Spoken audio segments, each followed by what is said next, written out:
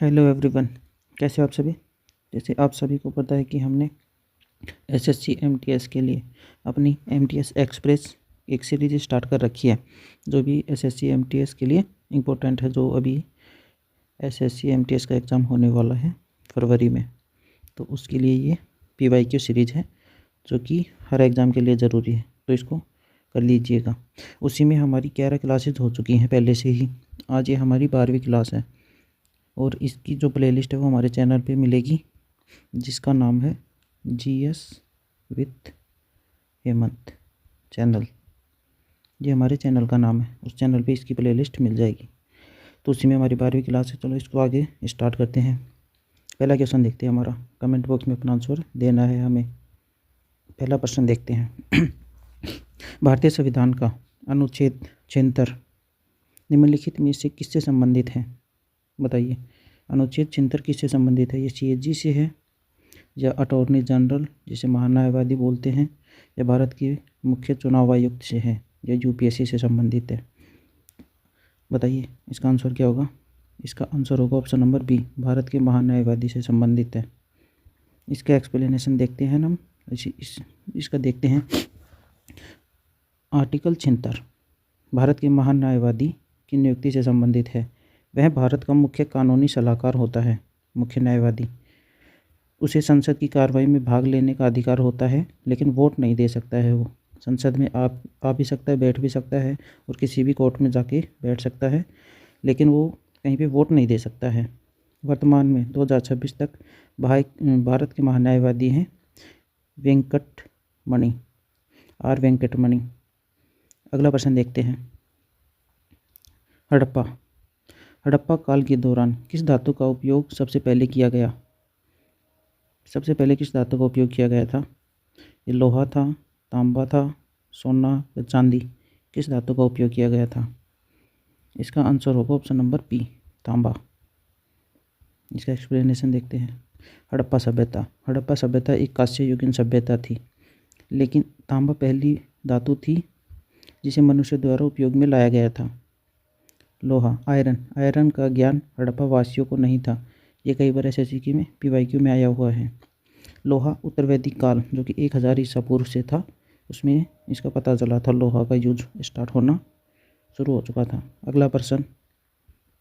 भूटान के साथ भारत के कितने राज्यों की सीमा साझा करते हैं, या कितने राज्यों की सीमा भूटान से लगती है भारत के? बताइए, ये 3 की लगती है, 4 की लगती है, 5 की या 6 की? कितने राज्यों की सीमा लगती है? इसका आंसर होगा ऑप्शन नंबर बी, 4 राज्यों की सीमा भूटान से लगती है। इसको देख लेते हैं।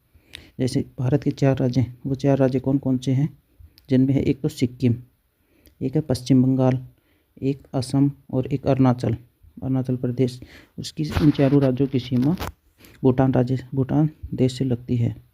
सबसे लंबी सीमा है जो भूटान से लगती है, वो है असम। इसका मैप देख लेते हैं हम, यहाँ पे देख लेते हैं। देखिए, ये है, एक मिनट, ये है भूटान, ये भूटान है, ये भूटान कंट्री है, और इसी के साइड में ये अरुणाचल प्रदेश है हमारा, ये असम है, और ये पश्चिम बंगाल। ये 4 राज्य हैं, और ये बिहार, सॉरी बिहार की नहीं लगती, सिक्किम की लगती है। ये रहा सिक्किम। इन 4 राज्यों की सीमा लगती है। अब ये देखो, ये पश्चिम बंगाल की तो ये जा रही, जैसे यहाँ से लगती है, और ये असम की यहाँ पे लगती है, सिक्किम की यहाँ पे लगती है, अरुणाचल की ऐसे लगती है। सबसे बड़ी सीमा लगती है ये असम वाली। ठीक है, आगे देखते हैं। अगला प्रश्न है अर्थशास्त्र में फिलिप्स वक्र किन 2 कारकों के बीच संबंध बताता है?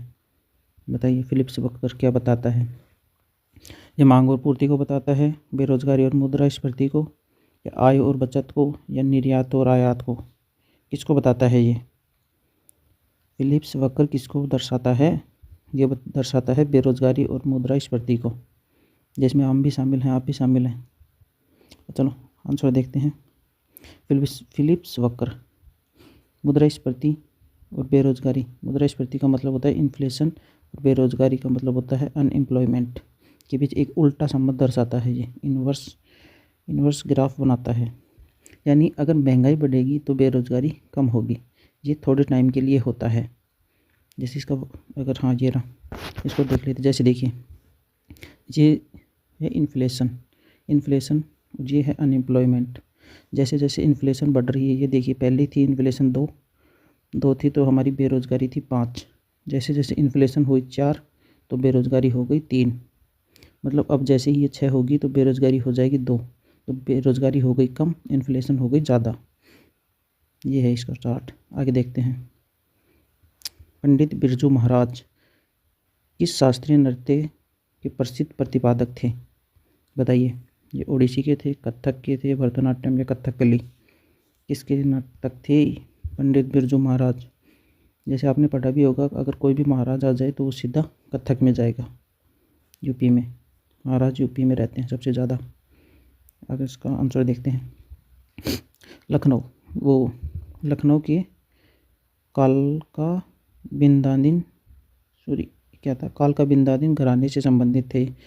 और इस यूपी में किया जाता है कथक। यूपी का शास्त्रीय नृत्य है कथक। हमारे शास्त्रीय नृत्य कितने हैं? टोटल 8 शास्त्रीय नृत्य हैं। ये देख लेते हैं एक बार इसको। इसका नाम था कथक का नाम दिया गया है कथिका से। और इसकी उत्पत्ति जो हुई है वो ब्रज की रास लीला से हुई है। इसमें संगीत, नृत्य और कथा तीनों संयुक्त रूप से किया जाता है इसे। इसकी जो प्रस्तुति होती है कथक की प्रस्तुति, वो होती है मंदिर या गांव की प्रस्तुति में। कथक में राधा और कृष्ण की विषय वस्तु शामिल होती है। शास्त्रीय संगीत, ये उत्तर भारत का संगीत है कथक। विशेष रूप से यूपी में किया जाता है, उत्तर प्रदेश में। कथक की शास्त्रीय शैली को 20वीं सदी में लेडी लीला सोखी द्वारा पुनर्जीवित किया गया था। हिंदुस्तानी या उत्तर भारतीय संगीत से संबंध है। शास्त्रीय नृत्य एकमात्र शैली है। ये होता है हमारा कथक। कथक में ऐसी वेशभूषा और ऐसा डांस किया जाता है। अगला प्रश्न देखते हैं। भारतीय संविधान की प्रस्तावना में अब तक कितनी बार संशोधन हो चुका है? बताइए। 1 बार, 2 बार, 3 बार या अभी तक संशोधन नहीं किया गया है? बताइए कितनी बार हो चुका है? इसका आंसर होगा 1 बार किया गया है, वो भी 42वें संविधान संशोधन से। इसकी व्याख्या देखते हैं। प्रस्तावना में केवल 1 बार संशोधन हुआ है, वो भी 42वें संविधान संशोधन जो कि 1976 में आया था। इसको याद रखने की ट्रिक है 4 + 2 कितने हो गए? 6। और किस साल आया था? 1976 में। इसके द्वारा 3 शब्द जोड़े गए थे, जिनमें एक था समाजवादी सोशलिस्ट, एक था धर्मनिरपेक्षता जिसे बोलते हैं सेकुलर, और एक था अखंडता जिसे बोलते हैं इंटीग्रिटी। ये 3 शब्द हमारी प्रस्तावना में जोड़े गए थे 42वें संविधान संशोधन द्वारा। 1 बार इसमें संशोधन हो चुका है, केवल 1 बार। देखते हैं हमें संविधान की प्रस्तावना। ये प्रस्तावना क्या घोषणा करती है? ये SSC पूछता नहीं है इसको, लेकिन देख लेते हैं एक बार। जैसे ये हमारी प्रस्तावना है, इसमें प्रस्तावना के संबंध में 3 केस हो चुके हैं। बेरोबाड़ी यूनियन केस 1960। इसमें केवल इतना याद रखेंगे कि इसमें प्रस्तावना को संविधान का हिस्सा नहीं माना गया था। तो दूसरा केस होता है केशवानंद भारती मामला 1973 में। इसमें प्रस्तावना को हिस्सा मान लिया गया था संविधान का। और 368 अनुच्छेद के तहत संशोधन किया जा सकता है, लेकिन इसके मूल ढांचे में कोई भी बदलाव नहीं किया जा सकता है। और एक लास्ट केस हुआ था, इसमें ही केंद्र सरकार बनाम LIC का केस हुआ था, जो कि 1995 में हुआ था। इसमें वही दोहराया गया था जो केशवानंद भारती मामले में दोहराया गया था। ओके। और इसमें ये 3 शब्द जोड़े गए थे। ये देखिए 42वें संविधान संशोधन जो कि 1976 में हुआ था। प्रस्तावना में समाजवादी, धर्मनिरपेक्ष और अखंडता शब्द जोड़े गए थे। एक समाजवादी तो यहाँ पे सरों में डाल दिया गया था, समाजवादी और धर्मनिरपेक्षता, और एक अखंडता जोड़ा गया था। 3 शब्द इसमें जोड़े गए थे। देखते हैं बैटल ऑफ बक्सर जो कि 1764 में हुआ था। अंग्रेजों ने किसे हराया था? बताइए। सिराजुद्दौला, टीपू सुल्तान या फिर मीर कासिम, सिराजुद्दौला और शाह आलम सेकंड की संयुक्त सेना, या फिर हैदर अली, किसको हराया था? इसका आंसर होगा ऑप्शन नंबर C को। मीर कासिम, सिराजुद्दौला और शाह आलम सेकंड को हराया था। बक्सर के युद्ध में ब्रिटिश सेना का नेतृत्व कर रहे थे हेक्टर मुनरो, और हेक्टर मुनरो ने किया था। और इस युद्ध से भारत में ब्रिटिश शासन की पूरी तरह से स्थापना हो चुकी थी। बक्सर का युद्ध मैदान बदहाल हो चुका था उस टाइम पे, और ये लड़ा कब गया था? 23 अक्टूबर 1764 को। कोतकोली गांव में था ये बक्सर का युद्ध, कोतकोली गांव। बंगाल अवध के नवाब और मुग़ल बादशाह के बीच अंग्रेज़ों ने लड़ाई की थी। बिहार, बंगाल और उड़ीसा की ईस्ट इंडिया कंपनी को राज दे दिया गया था इस टाइम पे। आज भी युद्ध वाला मैदान यहाँ पे निशानी मौजूद है। अंग्रेजी सेना की जीत हुई थी, जो कि इसका नेतृत्व कर रहे थे हेक्टर मुनरो। दक्षिण की गंगा, सही से पढ़िएगा इस प्रश्न को, इसमें ट्विस्ट है। जैसे कि दक्षिण की गंगा के नाम से किस नदी को जाना जाता है? गोदावरी, कृष्णा, कावेरी, नर्मदा। इसका जो सही आंसर देगा उसको कमेंट में लाइक मिलेगा। बताइए क्या है इसका आंसर? दक्षिण की गंगा किसे कहते हैं? इसका answer option number C, Kaveri. क्यों होती है देखिए, अब इसको सही से देखिएगा। जैसे कि देखिए, ध्यान दें, दक्षिण की गंगा होती है गोदावरी, और प्रश्न में पूछा है दक्षिण की गंगा, उसको कहते हैं कावेरी को। दक्षिण की गंगा कहते हैं कावेरी को, दक्षिण की गंगा और दक्षिण गंगा बोलते हैं गोदावरी को, जो कि महाराष्ट्र में बहती है, महाराष्ट्र से निकलती है, ये कर्नाटका। ठीक है, अब ये देख लेते हैं गोदावरी नदी कहाँ से निकलती? देखिए, ये त्र्यंबकेश्वर से निकलती है, महाराष्ट्र के त्र्यंबकेश्वर, नासिक से गोदावरी ऐसे बहती हुई, और ये बे ऑफ बंगाल में गिर जाती है, यहाँ पे जैसे जाती है ऐसे। कावेरी यहाँ पे बहती है, ऐसे जाती है। अगला प्रश्न देख लेते हैं। नीति आयोग के वर्तमान उपाध्यक्ष कौन है? अमिताभ कांत, सुमन बेरी, BVR सुब्रमण्यम या नरेंद्र मोदी? बताइए कौन है? नीति आयोग के उपाध्यक्ष पूछ रहा है, ध्यान से। इसका आंसर होगा option number C, BVR Subramanyam. देखते नीति आयोग के अध्यक्ष होते हैं PM, हमारे प्रधानमंत्री। जो भी प्रधानमंत्री होते हैं करंट में, वो नीति आयोग के अध्यक्ष होते हैं, और इसके CEO हैं हमारे VVR सुब्रमण्यम साहब अभी फ़िलहाल में, और उपाध्यक्ष है सुमन बेरी। ये दोनों इंपॉर्टेंट है, याद रखना। अगला प्रश्न देखते हैं। अजंता की गुफाएं किस काल के दौरान बनाई गई थी? बताइए। और ये है कहाँ पे, ये भी बताइए, ये कहाँ पे हैं? गुप्त काल में, मौर्य काल में, कुषाण में, और यह पाल काल में? किस काल के टाइम अजंता की गुफाएं बनाई गई थी? इसका आंसर होगा ऑप्शन नंबर 1, गुप्त काल में। देख लेते हैं। अजंता की गुफाएं हैं महाराष्ट्र के औरंगाबाद में। ये गुफाएं मुख्य रूप से गुप्त शासकों के संरक्षण में फली फूली हैं। ये गुफाएं केवल बुद्ध धर्म से संबंधित हैं। अब ये जैसे कि अजंता केव्स, और ये एलोरा केव्स के बारे में है। ये लोकेशन की देखें, लोकेशन है जैसे अजंता की है औरंगाबाद डिस्ट्रिक्ट महाराष्ट्र में, और ये भी है औरंगाबाद महाराष्ट्र में। ये 2वीं शताब्दी से लेकर 6वीं शताब्दी तक बनाई गई थी अजंता, और एलोरा की बात करें तो 6वीं से लेकर 10वीं शताब्दी तक बनाई गई थी। और वहीं पे नंबर ऑफ़ केव्स की बात करें कि अजंता में कितनी गुफाएं हैं? अजंता में 30 गुफाएं हैं, और 4 चैत्य की हैं, बाकी की विहार की हैं। और वहीं पे एलोरा की बात करें तो यहाँ 100 से ज़्यादा गुफाएं हैं, जो 34 ओपन हैं, 10 केव चैत्यों के लिए बनाई गई हैं, विहार हैं वहाँ पे बाकियों में। जी ऐसा कुछ पूछता नहीं है जो ज़रूरी नहीं है, उसको छोड़ दो। अभी MTS का एग्ज़ाम है, फरवरी में है, तो इतना ज़रूरी डीप में पढ़ने की ज़रूरत नहीं है। अजंता एलोवेरा, महाराष्ट्र की औरंगाबाद। अगला प्रश्न देखिए। आर्टिकल 360 के तहत भारत में अब तक कितनी बार वित्तीय आपातकाल लग चुका है? बताइए। ये कल भी पढ़ाया था शायद, देखिएगा उस वीडियो में होगा क्वेश्चन। 1 बार, 2 बार, 3 बार, या एक भी बार नहीं, 0 बार? बताइए कितनी बार वित्तीय आपातकाल लग चुका है भारत में? ये अभी तक एक भी बार नहीं लगा है, ये याद रखिएगा। अगला प्रश्न, ये आंसर देखते हैं। भारत में अभी तक एक भी बार फाइनेंशियल इमरजेंसी नहीं लगी है। ओके। 3 आपातकाल कितने प्रकार के होते हैं? आपातकाल हैं वो 3 प्रकार के होते हैं। एक होता है आर्टिकल 352, जिसमें होता है राष्ट्रीय आपातकाल, बाह्य युद्ध के कारण लगता है, और इसमें शब्द है सशस्त्र विद्रोह। पहले था आंतरिक अशांति, से इसको रिप्लेस कर दिया है, अब हो गया सशस्त्र विद्रोह।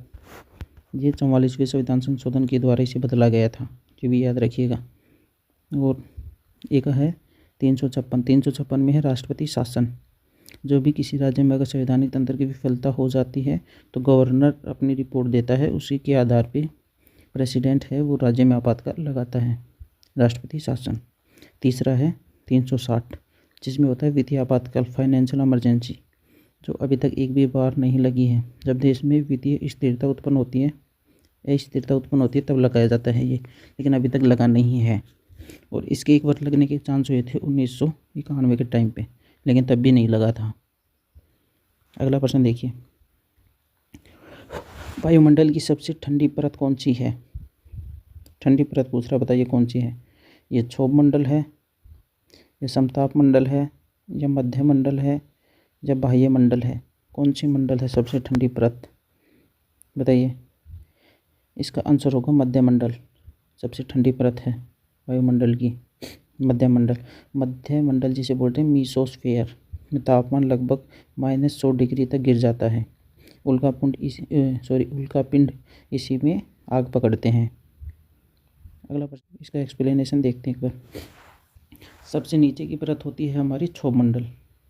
सबसे नीचे की परत होती है क्षोभ मंडल, जहाँ पर हम रहते हैं और सभी मौसमी गतिविधियाँ यहीं पे होती हैं, जैसे बारिश का आना, धूप निकलना, हवा चलना, वोल्केनो, सभी परिघटनाएँ यहीं पे होती हैं।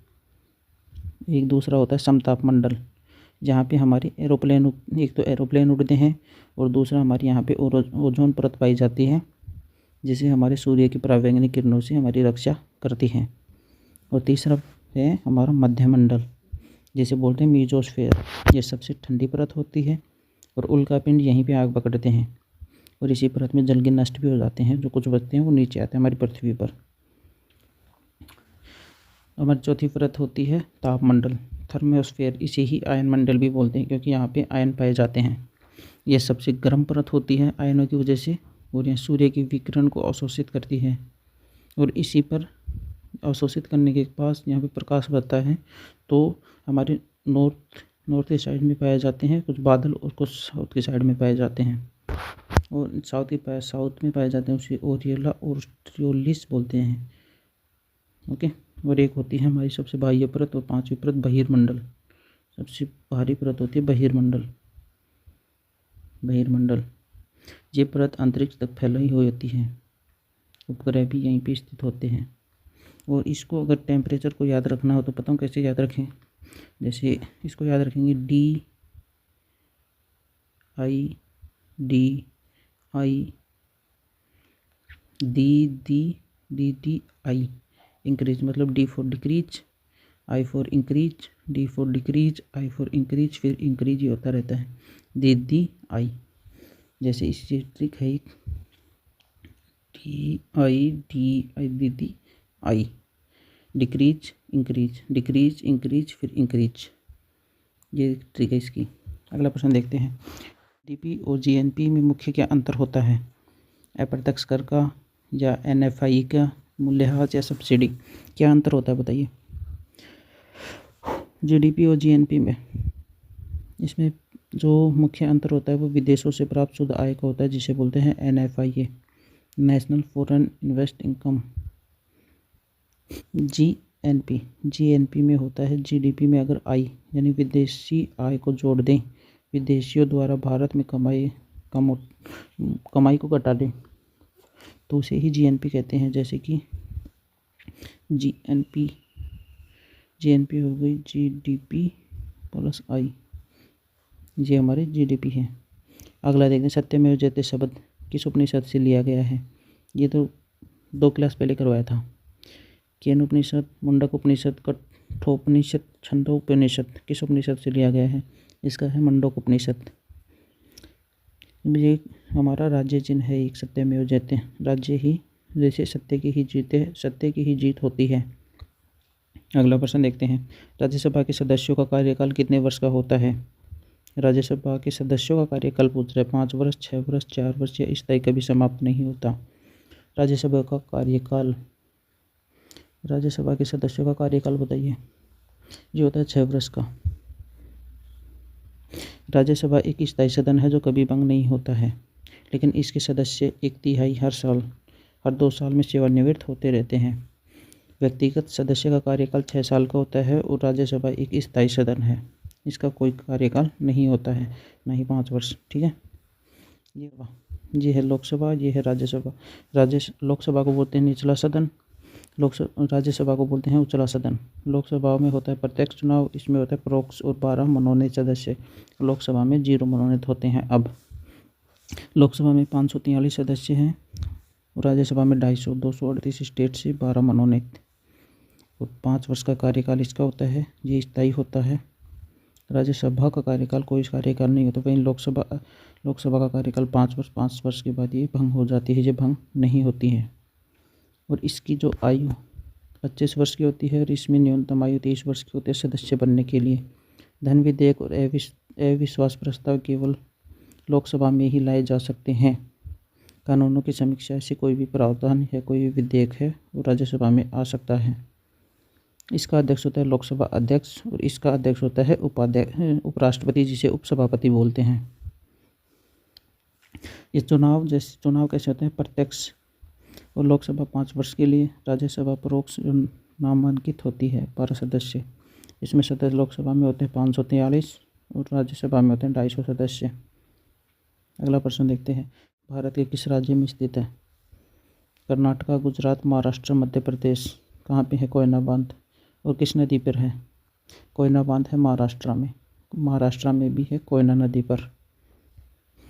महाराष्ट्र का सबसे बड़ा बांध है और कोयना नदी पर स्थित है। और अगर ये पूछ ले सबसे ज़्यादा बांध कहाँ पे है, सबसे ज़्यादा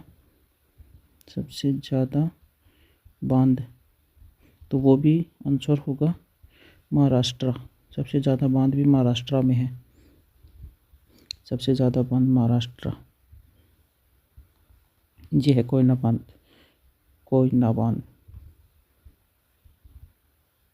ये कोयना बांध है महाराष्ट्र और ये कोयना नदी पर ही है। अगला प्रश्न देखते हैं, नाबार्ड की स्थापना किस वर्ष हुई? बताइए। 1980, 1982, 1988, 1992। किस वर्ष हुई? इसका आंसर ऑप्शन नंबर बी 1982 में हुई थी। 1982 के 1991 में तो हमारे LPG आई थी, उसी के बाद नाबार्ड बना था। उसी के बाद नाबार्ड बनाया गया था। ये नाबार्ड बना था शिवराम समिति की सिफारिश पर। 12 जुलाई 1982 को इसकी स्थापना हुई थी और इसका हेडक्वार्टर है मुंबई। द्वितीय गोलमेज सम्मेलन जो कि 1931 में हुआ, कांग्रेस का प्रतिनिधित्व किसने किया था? जवाहरलाल नेहरू, सरदार पटेल, महात्मा गांधी या सरोजिनी नायडू। किसने किया था प्रतिनिधित्व पूछ रहा है। इसका आंसर ऑप्शन नंबर सी महात्मा गांधी। गोलमेज सम्मेलन, द्वितीय गोलमेज सम्मेलन में केवल गांधी जी ने कांग्रेस की तरफ से भाग लिया था। इंडियन नेशनल कांग्रेस की तरफ से भाग लेने के लिए गए थे। पहला गोलमेज सम्मेलन पूछे तो वो हुआ था 1930 में, दूसरा गोलमेज सम्मेलन हुआ था 1931 में और तीसरा हुआ था 1932 में और 1933 में आया था वाइट पेपर।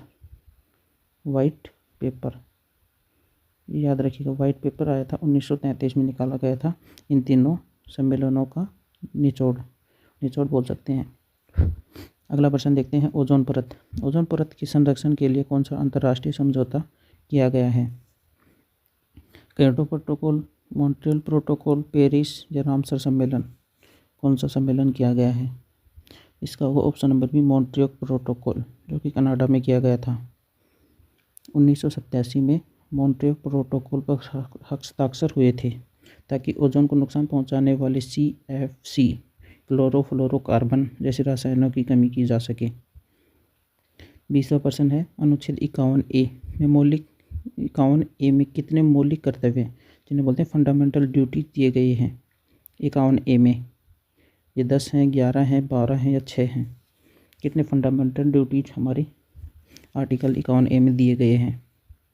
इसका आंसर होगा ऑप्शन नंबर बी केवल 11। 42वें संविधान संशोधन से 10 मौलिक कर्तव्य जोड़े गए थे और 86वें संविधान संशोधन 2002 में 11वां मौलिक कर्तव्य जोड़ा गया था, जो कि था शिक्षा का अधिकार। और यहीं पे एक आर्टिकल भी है इससे संबंधित 21A। ये हैं, इसको देख लेते हैं। पहला है संविधान का पालन करना। दूसरा है राष्ट्रीय आदर्शों का आदर करना। तीसरा है देश की एकता और अखंडता की रक्षा करना। हमारा चौथा है देश की रक्षा करना और उसकी सेवा करना। पांचवा है पर्यावरण की सुरक्षा करना। छठा है वैज्ञानिक दृष्टिकोण को बढ़ाना। सातवां है सार्वजनिक संपत्ति की रक्षा करना। और एक है हिंसा से दूर रहकर भाईचारा बढ़ाना। और 6 से 14 वर्ष के बच्चों को शिक्षा देना। और भारतीय संस्कृति और विरासत की संरक्षण करना। और राष्ट्रीय ध्वज और राष्ट्रीय गान का सम्मान करना। ये हमारे 11 मौलिक कर्तव्य हैं और इसको क्रम में लगा लेना है। सॉरी, इसमें क्रम से नहीं लगाए गए हैं। ठीक है, अगला देख। सियाचिन ग्लेशियर किस पर्वत श्रेणी में है? पीर पंजाल, लद्दाख, काराकोरम, जास्कर। किस श्रेणी में है सियाचिन ग्लेशियर? सियाचिन ग्लेशियर है काराकोरम में। ऑप्शन, यह दुनिया का सबसे ऊंचा युद्ध क्षेत्र भी है काराकोरम। ये देख लेते हैं। ये ग्लेशियर ऐसे क्या बोलते हैं, अकॉर्डिंग में लगाने के लिए पूछ लेता है। जैसे पहला होगा, इस साइड से पूछते हैं तो पहला होगा बैफो ग्लेशियर, फिर गॉडविन ऑस्टिन ग्लेशियर, फिर सियाचिन, फिर लोलो फोर्ड ग्लेशियर। ये 4 ग्लेशियर पूछता है हमेशा क्रम से लगाने के लिए। और इस साइड है हिस्पर ग्लेशियर, चोंगलू ग्लेशियर, बाल्टोरा ग्लेशियर। ये जैसे पूछ लेता है। और ये एक सिक्किम में है 2, जोंगसांग और जेमो। ये यहाँ पूछ लेता है कई बार सिक्किम में कौन से ग्लेशियर हैं। अगला देखते हैं। आईने अकबरी किताब के लेखक कौन है? अकबर, अबुल फजल फैजी या गुलबदन बेगम। कौन है आईने अकबरी के लेखक? इसके आंसर होंगे अबुल फजल। अकबरनामा 3 हिस्सों में लिखी गई है और जो अकबर के प्रशासन और आंकड़ों के बारे में जानकारी देती है। अगला प्रश्न देख लें। भारत की पहली महिला राज्यपाल कौन थी? सुचेता कृपलानी, सरोजनी नायडू, विजय लक्ष्मी पंडित या एनी बेसेंट। कौन थी? इसका आंसर होगा सुचेता कृपलानी। नहीं, सुचेता कृपलानी नहीं होगा, इसका नाम होगा सरोजनी नायडू। सरोजनी नायडू थी पहली महिला राज्यपाल और वो भी उत्तर प्रदेश की पहली राज्यपाल बनी थी सुचेता कृपलानी। भारत की पहली मुख्यमंत्री थी। अगला प्रश्न देखते हैं। मुद्रा की तरलता को कम करने के लिए आरबीआई को क्या करना चाहिए? रेपो रेट घटानी चाहिए, सीआरआर बढ़ानी चाहिए, सरकारी बॉन्ड खरीदने चाहिए, ब्याज दर कम करनी चाहिए। क्या करना चाहिए उसे? सीआरआर बढ़ानी चाहिए, कैश रिजर्व रेशियो। सीआरआर की फुल फॉर्म होती है, पूछता है कई बार। कैश रिजर्व रेशियो बढ़ाना चाहिए आरबीआई को। बैंकों के पास जनता को लोन देने के लिए कम पैसा बचता है सीआरआर बढ़ाने से, जैसे बाज़ार में पैसा कम जाता है। और ये हमारा आखिरी प्रश्न है आज का इस टेस्ट का। कंचनजंगा राष्ट्रीय उद्यान को यूनेस्को की किस सूची के अंदर रखा गया है? बताइए, ये प्राकृतिक के अंदर है, सांस्कृतिक या मिश्रित स्थल या इसमें से कोई नहीं? बताइए कंचनजंगा शामिल है भी या नहीं? अगर है तो किस सूची के अंतर्गत शामिल है? तो ये होगा ऑप्शन नंबर सी, ये मिश्रित स्थल के अंदर शामिल है। ये प्राकृतिक और सांस्कृतिक दोनों स्थल इसमें शामिल हैं। इसका आंसर देखते हैं एक बार। ये भारत का एकमात्र मिश्रित धरोहर स्थल है, क्योंकि यह प्राकृतिक सौंदर्यता और धार्मिक महत्व दोनों के लिए जाना जाता है। इसका ये देख लेते हैं। यूनेस्को विश्व धरोहर स्थल में एक मिश्रित स्थल श्रेणी उस स्थलों के लिए है जो सांस्कृतिक और प्राकृतिक दोनों श्रेणियों के अंतर्गत आता है। ये सार्वभौमिक मूल्य की रखरखाव के लिए होता है, यानी ये स्थल न केवल मानव निर्मित ऐतिहासिक और कलात्मक वैज्ञानिक महत्व के हैं, बल्कि इनकी प्राकृतिक सुंदरता और भूवैज्ञानिक महत्व जैव विविधता की उल्लेखनीय विशेषताएं हैं। कंचनजंगा भारत का कंचनजंगा राष्ट्रीय उद्यान एकमात्र मिश्रित विश्व धरोहर स्थल है जो 2016 में इस श्रेणी में शामिल किया गया था। और ये बताइएगा कंचनजंगा अभी है कहाँ पे, किस राज्य में है? तो ये हमारे आज के इम्पोर्टेंट एसएससी एमटीएस के जो एग्ज़ाम होने वाला 2026 में, उसके लिए पीवाईक्यू सीरीज़ थी। इसी में हमने मोस्ट इम्पोर्टेंट क्वेश्चन किए हैं जो भी एमटीएस में पूछे गए थे। तो इसी के लिए हमारा ये चैनल है जीएस विद हेमंत, तो इसको सब्सक्राइब कीजिएगा और इसकी पीडीएफ मिलेगी आपको GS with Hemant Telegram channel पे। वीडियो को लाइक शेयर और सब्सक्राइब कीजिएगा चैनल को और कमेंट करके बताइएगा वीडियो कैसी लगी। ठीक है, थैंक यू।